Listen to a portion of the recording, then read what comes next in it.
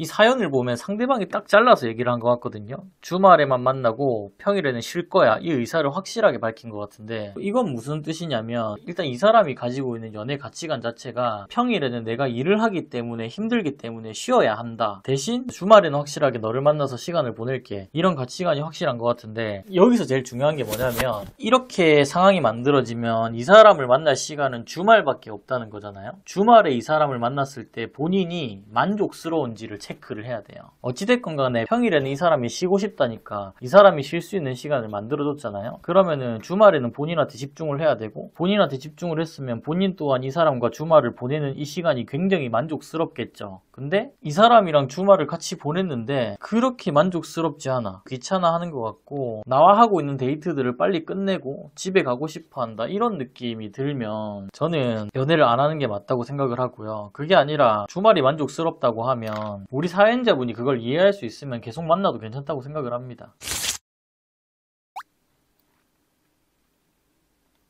다 그렇죠. 나이를 떠나서 내가 누군가를 좋아하면 이 사람을 자주 보고 싶고, 그만큼 또 표현을 하고, 내가 표현한 만큼 상대방도 표현해 주길 바라고, 이게 당연하다고 생각을 합니다. 근데 이제 나이가 들다 보면 체력적인 부분도 그렇고 내 주변의 환경적인 부분들도 그렇고, 예전에 어릴 때 지켜나갈 게 없을 때는 이 사랑이라는 감정 하나만으로 누군가와의 관계를 열정적으로 이어가는 게 가능했잖아요. 근데 나이가 들면 들수록 그게 쉽지가 않잖아요. 내가 이제 직업도 있고 책임져야 되는 것들도 있고 유지해야 되는 것들도 있다 보니까, 이런 것들을 지켜나가면서 연애를 하려고 하다 보니까 체력적으로 부족하다고 느낄 수도 있고, 그리고 내가 어릴 때 연애를 했던 것처럼 이 사람한테 집중을 하기에는 지금 내 삶에서 유지해 나가야 되는 것들이 너무나 많기 때문에 좀 어려울 수 있다는 거죠. 가장 중요한 건 일단 첫 번째가, 내가 이 사람이랑 주말에만 만나는데 이 사람과 함께 보내는 이 주말이 만족스러운가가 첫 번째로 중요하고, 두 번째가 일주일 중에 이틀만 나랑 함께 하기 때문에 나머지 5일은 이 사람은 개인적인 시간을 보낸다는 거잖아요. 그러면 이 시간에 정말 이 사람은 딴짓거리를 안 하고 본인이 피곤해서 체력이 부족해서 쉬는 것에 집중하고 있는가가 확실하게 체크가 되어야 되고, 근데 7개월을 만나셨으면 어느 정도 확신이 들 것 같은데,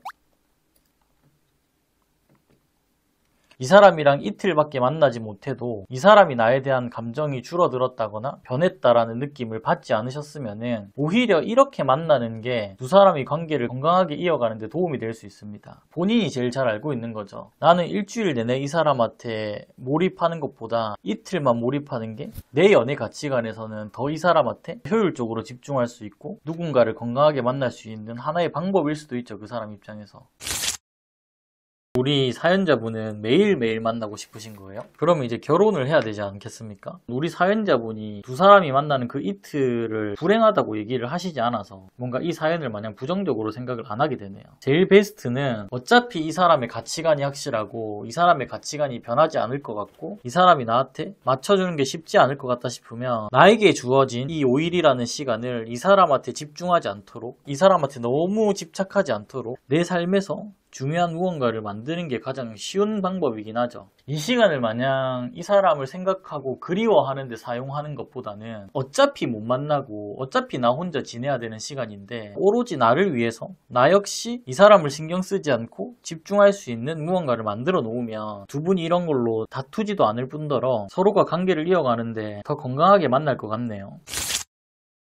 분명히 누군가를 좋아하면 좋아하는 만큼 본인이 움직이게 돼 있거든요. 근데 이게 나이가 들고 연애 가치관이 어느 정도 확립되기 시작하면 본인이 추구하는 연애 방식을 알고, 그리고 본인이 어떻게 연애를 해야 이 사람과의 관계를 건강하게 이끌고 갈 수 있을지를 스스로가 알고 있다 보니까 내 가치관을 존중해 줄 수 있는 사람을 만나려고 하죠. 너무 자주 만난다고 마냥 좋은 건 아닌 것 같아. 내가 사랑하는 사람을 만남으로써 채워지는 것도 있고 해소되는 것들도 있지만 그 외로 혼자만의 시간을 보내면서 또 충전되는 것들이 있다고 생각을 하거든요. 여러모로 서로가 좀 서운한 상황들이 많이 발생할 수 있어서 적당히 만나는 게 제일 좋은 것 같습니다. 누군가를 너무 좋아하면 내 삶에 중요한 게 있어도 연애 초창기에는 이 중요한 것들이 다 후순위로 밀리고 이 사람이 1순위의 자리에 올라오게 된단 말이에요. 근데 이 사람이 내 사람이 되고 이 사람과 연애 기간이 길어지면서 서로가 편해지고 익숙해지면 다시 이 사람이 뒤로 조금 밀려나고 내 삶에서 중요한 것들, 유지해 나가야 되는 것들, 지켜 나가야 되는 것들이 다시 1순위로 올라오게 돼요. 이렇게 순위가 뒤바뀌는 과정에서 내가 됐든 됐든 상대방이 됐든 누구 하나가 서운함을 느끼는 경우가 많거든요. 근데 저는 이걸 마냥 부정적으로 보진 않습니다. 스스로의 가치관이 어느 정도 확립되어 있는 사람들은 연애도 중요하지만 결국 연애를 잘 하기 위해서는 이런 것들을 유지를 해야 되거든요. 유지를 해야 연애를 잘 할 수 있기 때문에 섭섭할 수는 있다고 생각이 드는데 그렇다고 마냥 부정적으로 보진 않습니다. 그래서 연애 가치관이 중요하죠.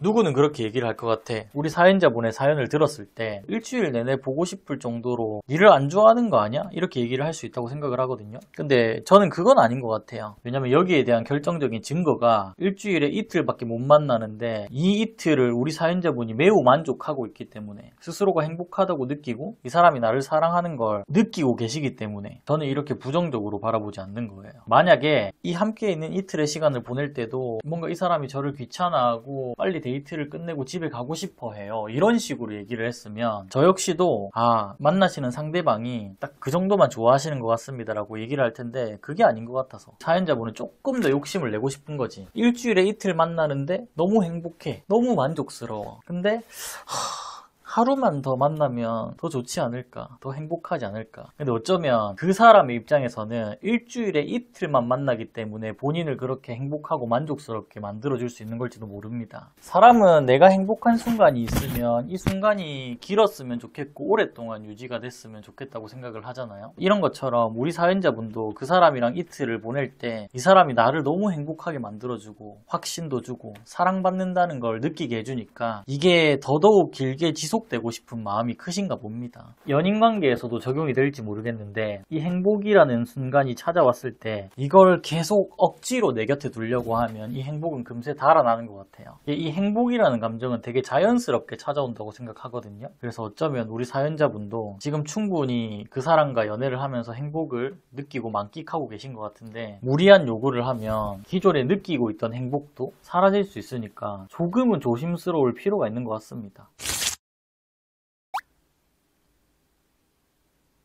내가 너한테 하루 더 만나달라고 했을 때 네가 나한테 하루를 양보를 해주고 나랑 만난다고 하면 오케이, 나는 그걸로 충분해. 네가 나를 사랑하고 좋아하기 때문에 너의 그 중요한 5일 중에 하루를 나한테 사용할 만큼 나를 생각하고 사랑한다는 거 확인됐으니까 오케이, 안 만나도 돼. 나는 이제 매우 만족했어. 약간 이런 느낌이네요. 그냥 조심스레 한번 여쭤보는 겁니다. 지금 내가 느끼고 있는 행복을 더 늘릴 수 있고 더 오랫동안 유지할 수 있으면 좋죠. 근데 이 정도로는 만족하기 어렵습니까? 크게 문제가 되지 않고 나도 만족하고 있는데 더 느끼고 싶고 더 누리고 싶다라는 건 욕심이라는 거거든요. 그 사람한테 시간을 조금 더 내달라고 얘기를 했을 때 트러블이 발생한다라는 건 그 사람 입장에서는 스스로가 최선을 다하고 있는데 상대방이 만족을 못하니까 내가 여기서 더 노력을 해야 된다는 건데, 제가 걱정이 되는 건 뭐냐면 상대방도 우리 사연자분이 부탁하면 본인의 시간을 우리 사연자분한테 쓸 수 있는 사람인 것 같아요. 근데 이 시간을 씀으로써 지금 느끼고 있는 그 이틀의 행복이 줄어들 것 같아서 그 사람은 이 이틀의 시간 동안 우리 사연자분한테 모든 사랑을 다 쏟아붓고 사랑한다는 확신을 주는 사람인 것 같은데, 이게 우리 사연자분을 배려한답시고 3일이 되고 4일이 되면 결국 이 이틀에 쓰는 에너지를 3일이고 4일이고 나눠야 된다라는 거잖아요. 근데 결국 이게 나뉘게 되면 우리 사연자분이 느낄걸요? 분명히 만나는 횟수는 늘어났는데 왜 예전에 이틀 만날 때처럼 사랑을 못 받는 것 같지? 이런 느낌을 받을 것 같아서. 근데 만약에 이런 느낌을 받는 상황에서 우리 사연자분이 너 왜 예전처럼 나를 사랑하지 않아? 왜 예전처럼 나한테 그렇게 해주지 않아? 라고 얘기하면 상대방은 상처받을 확률이 높습니다. 애초에 일주일에 이틀밖에 못 만난다고 얘기를 한 사람이고 이 사람한테 사랑을 받고 있다는 확신을 받았는데도 불구하고 우리 사연자분의 욕심으로 인해서 3일로 늘어나고 4일로 늘어난 거잖아요. 그래서 그 사람의 입장에서는 나름대로 최선을 다한 거란 말이에요. 결국은 사연자분이 선택을 해야 돼요. 이 만남의 양을 늘릴 것인지 아니면 만남의 양이 줄더라도 내가 받는 사랑의 이 질을 우선시할 건지. 답은 한 가지밖에 없습니다. 지금 일주일 중에 이틀을 만나고 있잖아요. 그러면 하루 정도를 더 늘리고 이 하루를 늘렸을 때 내가 조금 사랑을 덜 받는 느낌이 들더라도 그걸 이해하고 수긍할 수 있으면 만남의 양을 늘려도 괜찮아요. 근데 이 사람을 만나는 날이 늘어났는데 지금 이 사람이 나한테 표현해주는 것들이나 내가 사랑을 받는다는 이 느낌이 똑같아야 된다면 이건 진짜 욕심인 것 같아요. 애초에 우리 사연자분은 이 사람이랑 보내는 이틀이 너무나 행복하고 너무나 좋아서 이 기간을 더 늘리려고 하는 거잖아요. 근데 이 기간을 늘리면 애초에 본인의 의도와 어긋나요. 일주일에 이틀밖에 안 만나기 때문에 지금 본인이 이런 것들을 느낄 수 있고 누릴 수 있는 감정인데, 이 기간이 늘어나면 이걸 느낄 수가 없어요. 일주일 중에 이틀밖에 만나지 않기 때문에 이게 가능한 사람인데 일수를 늘려버리면 애초에 이게 불가능하다라는 공식이 만들어져 버려서, 그래서 제가 욕심이 아닐까라는 말씀을 드린 겁니다.